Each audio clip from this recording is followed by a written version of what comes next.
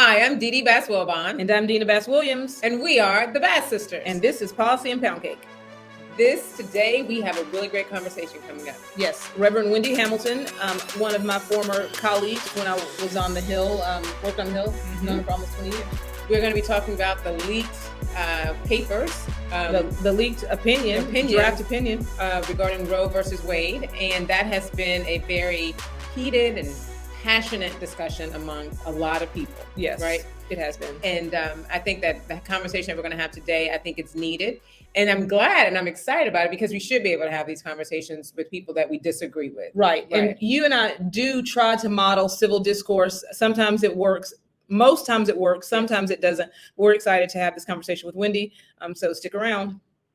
We are here with Reverend Wendy Hamilton. And Wendy and I go back actually 20 years now from our days. I celebrated my 20-year anniversary in DC on April 15th. So It has been 20 years.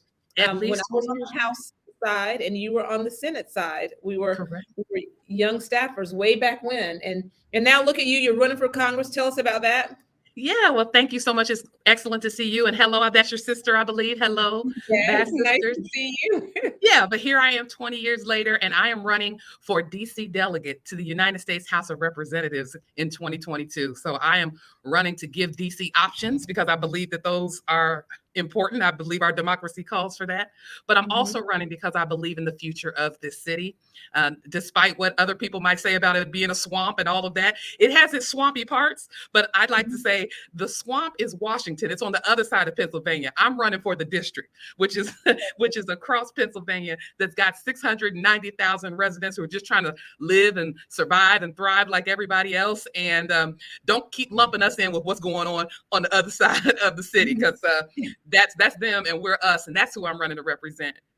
Excellent. Awesome. Well, listen, Wendy, the reason I reached out to you was because the other day when the decision or the draft of Roe v. Wade, the opinion was leaked, I was watching the news, and then who did I see on the news? But my girlfriend, Wendy, out there. And as I told you, Dee Dee and I are strongly pro-life, but we certainly believe in civil discourse and understanding other people's opinion. So we wanted just to talk to you because I know that you are a woman of faith, and you and I have worked together on so many issues.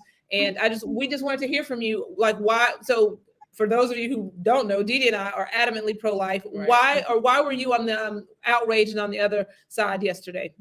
Well, let me say that I respect everyone's opinion. And I think that if we can't sit down and talk to each other, we're not going to make any progress one way or the other. So I appreciated you inviting me to come on and to talk, because I think that this is important, setting an example that we can have these conversations. We can disagree without being disagreeable, right?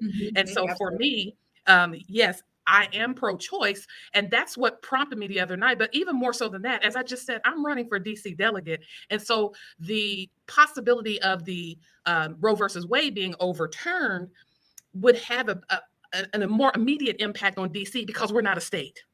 I'm fighting for DC statehood, and we're not a state right now. So whatever happens at the federal government level impacts us. We don't have anything to brunt that per se. So whether it's Roe versus Wade, whether it's turning back, interracial marriage, marriage equality, any of those things, for me, what really got me up off my couch and in front of the Supreme Court was this notion that y'all ain't about to tell us what to do, and we're not going to have any recourse and anything, to say back. And so I, while I am certainly, in support of women's rights, that's, my position on it. And as a woman of faith, I tend to approach it from a more social justice aspect, in terms of just women having that autonomy and having the agency within them, the kingdom of God, I consider it within them to make decisions, for themselves. I work in a public school here in DC, in a middle school, and I've, had to work with, I've got a student now who we've been really concerned about getting caught up in human trafficking. And, I would hate for her to find herself in a situation where she had to make a decision. I don't think there's any woman that ever wants to have to face making a decision about having to end her pregnancy. But there are so many varying scenarios where that can happen. I'm okay if they, make that decision from a place of wisdom, a place of counsel, and a place of medical advice. But again, more so for me, the reason why I got up and I was out there at the Supreme Court and going back and forth is because as far as DC is concerned, I just get tired of the federal government trying to dictate to us in DC how we live our lives or how we spend our monies.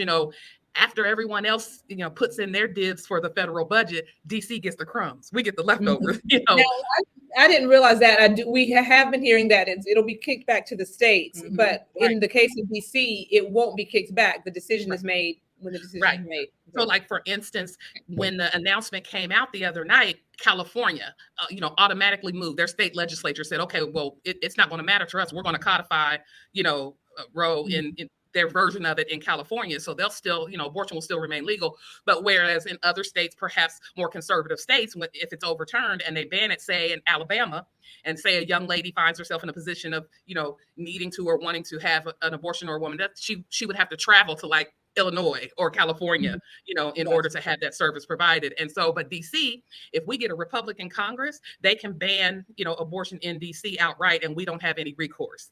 And so for me, it's just emblematic of the lack of statehood.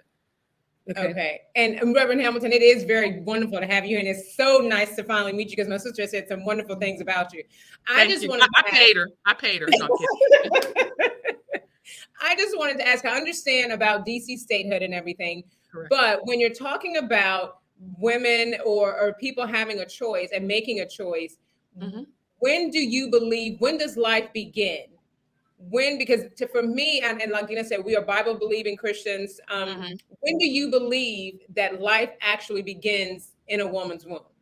Well, I believe the spirit of life begins at conception, just in terms of thinking about the idea of the possibility of life being formed. And so from a spiritual perspective, but from a physical perspective, I don't believe that life starts until there's actually, a heartbeat. And so again, it really is a tough decision. I don't wish it on any woman. But what I don't wish it on any family, because it's not, let's be clear, it's not just women sometimes that are involved in these decisions. The fathers of these children sometimes are brought in because it's a family issue. And if it's threatening the life of that mother, the father has to make a decision like, sir, this is what we're faced with here, and what would you like to do? And so I think it's a little bit more nuanced than simply just women having, a choice in the matter. I'm just thinking of it from a perspective of being placed in an untenable situation, but being able to have as many options available to you as possible. So that for me is an answer. And if we say that life begins when there's a heartbeat, then if that is life, then the physical life. That physical life, if there's physical life at the heartbeat, then we're ending a life. Well, you're either right. But are you ending a life, or are you choosing your own life? You know what I'm saying? I think. But what about situations what about situations when there is let's take all of the extremes off the table. 11-year-old child raped by her father, a woman who is in her 40s but has to choose between her life or the life of her unborn child. Let's take all of those things off the table. Because those are rare situations. So let's talk about a healthy situations.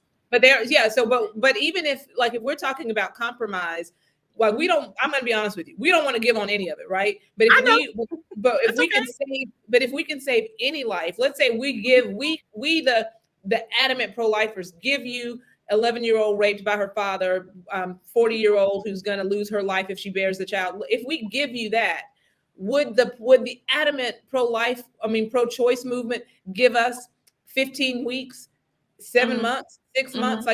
So where will the pro-choice movement, the pro-choicers, the abortionists say that, okay, at 6 months, you can't abort this child? Well, I'm not going to speak on behalf of all pro-choicers. I can only speak for me. So let me be clear, because you'll probably get a variety of answers on that. And I want to say this in as delicate a way that I say, and this, from my standpoint, it's not so much about the baby as it is about the choice of what to do with the pregnancy. You understand what I'm saying? So it's not that.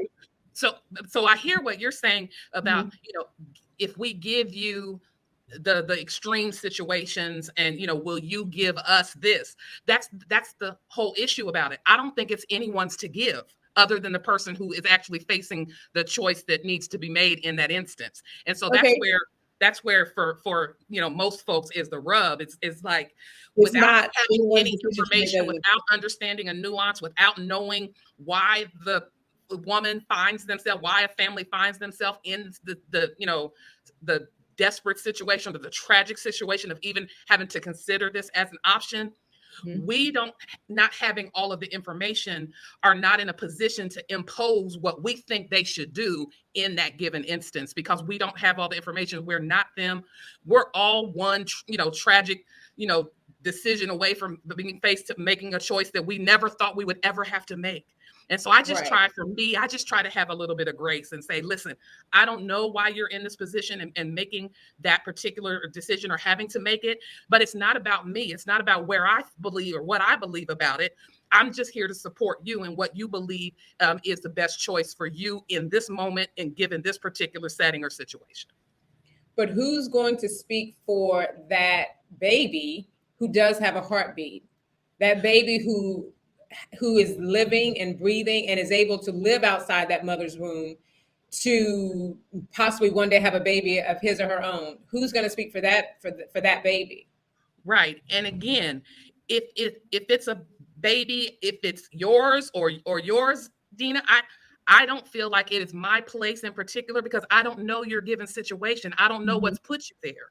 So I don't necessarily think that it's contingent upon me to make a judgment one way or the other about the decision that you are making, regardless of how I might feel about it. I don't think that is my role to do, because I don't have all the information and I haven't been, where you are. I don't know what the doctor has told you, about your situation. So I don't think that it's my role to intervene in that. And I know you're pressed for time. We have one last question for you about that. So sure. I'm hearing your point. I'm hearing where you're coming from. But what if so we do believe that it's life. And what if we had Americans and we did have Americans who said, I don't support slavery, but it's not my place to impose on the decisions of the autonomy of real people, Christians, who think that it's okay to own people right now. So what if the abolitionist movement hadn't existed? Because it's like, well, dude, I mean, they are adults and they should be able to determine for themselves if in fact they should own these people. But what it was for me is then taking your concerns about an unjust system to the people who can change the system, not to the people who are being subjected to the system. You see what I'm saying? So for those who didn't think that, well, I don't want to impose on these folks who are condoning slavery because they're adults and they can make their own decisions. But you know what? That's not for me to do. But what I can do is I can take my outrage, I can take my concern to the systems that are maintaining this, and I can express it there. And I think that's what you're seeing happen on Capitol Hill. Do that and take it to the states. Exactly. But I know that's what we hope. And now we'll be able to take it to the states, except for DC. But everyone else, the states will be able to decide. Okay. Well, I'm talking about DC, and that's what got me up on my. I mean, I love all the other states too, but I'm trying to represent DC. I got to stand up for my people, and so that's what got me up off my couch. Because, like I said, whether it's Roe v. Wade, interracial marriage, or no Taco Tuesdays, I need y'all to stop telling DC what to do and let us, make our decisions for ourselves. We are taxed without representation. We pay more taxes, federal taxes per capita than 33 states. We have more population than Wyoming and Vermont, and yet we have no representation. So that's going to be, my clarion call. We need to do a roundtable about DC statehood. We're going to do that in the coming. We'll have you on. Yeah, we'll have you on, and we definitely want to keep talking to you because we firmly believe that Didi and I are, far right conservatives. We don't even pretend, but we firmly believe that it is important for us to have civil discussions about these issues. Exactly. And we appreciate you for coming on and saying that in the beginning, that it is very important. Even though we disagree, we can still disagree and have these conversations. Absolutely. And the only way that we can actually demonstrate that is by doing what you and I, what we all just did. It to show me it is probably once. I mean, I know it's a sensitive issue. I know it's a heated issue. I know, it can get people, very riled up, and I get that. But, once we get beyond the emotional piece, let's sit down and have a dialogue and see. And maybe we'll never meet in the middle, but we certainly won't if we're screaming at each other. So. Right. Absolutely. Well, thank you so much, Wendy. We will be talking to you soon. Sounds good. You guys have a great rest of your afternoon. Okay. That was a great conversation, and I'm so excited that we had it with Reverend Wendy Hamilton, because like she said, we should be able to have these conversations with people and not screaming and yelling and being nasty to each other, and being respectful of each other's views. Right. And we really do want to understand. We disagree with Wendy. At the end of the day, we disagree with Wendy. And she disagrees with us. And she disagrees with us. But for us to be afraid to talk to people whose opinions are unwilling to talk to people, or shutting people out, or turning people, or canceling people, that's nonsense. We've got to be able. And this, in America, people say you shouldn't talk about race, politics, and religion. If we didn't talk about race, politics, and religion, we would be we wouldn't have anything to say. We'd be silent forever. Silent.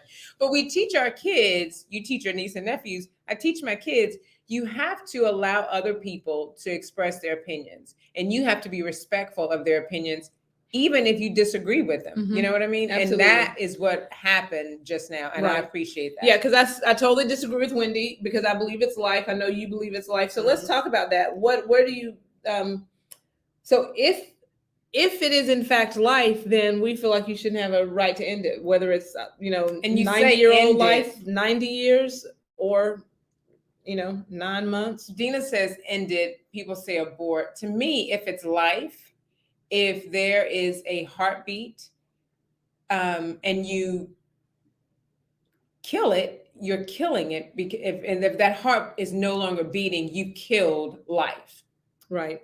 And so the question now is, we obviously have to wait until the official opinion is rendered. We're excited about that. As we understand it, it will be tossed back to the states. We're excited about having the states have a say in it. But the bottom line is, we're gonna wait, but we're gonna wait and pray, because we believe that life is life. Life is life.